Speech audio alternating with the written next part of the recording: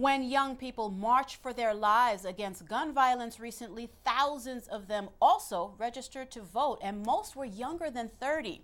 Browne is an expert on elections. He's also the director of government affairs at St. John's University. Brian, let's get right to it. How significant is the voting power of this new generation? Well, the potential is there, but what they do with it, time will tell.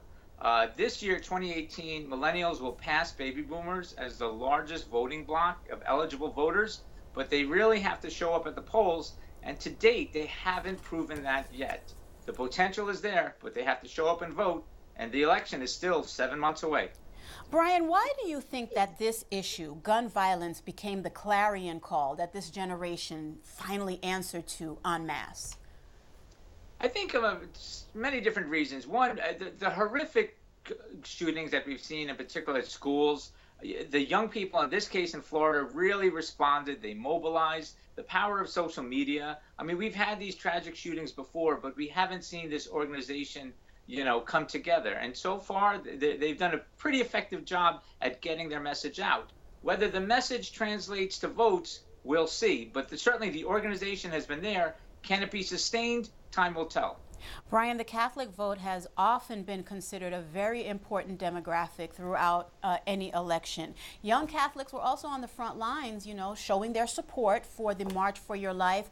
How important do you think the young Catholic voter will be going forward? Very important. Catholic vote is about 22% of the eligible voting population. Catholics have long been involved on important issues of the day, social justice issues, issues of life and death. So the idea that young people are part of this overall bigger movement, young Catholics, is a positive thing, and it's something that's true to our faith and true to what we've been doing for many, many years. Again, can it be sustained? Can it translate into electoral politics? Time will tell, but certainly the energy is there, the effort is there, and most important, the messaging is getting out, and that's half the battle. It's getting the word out.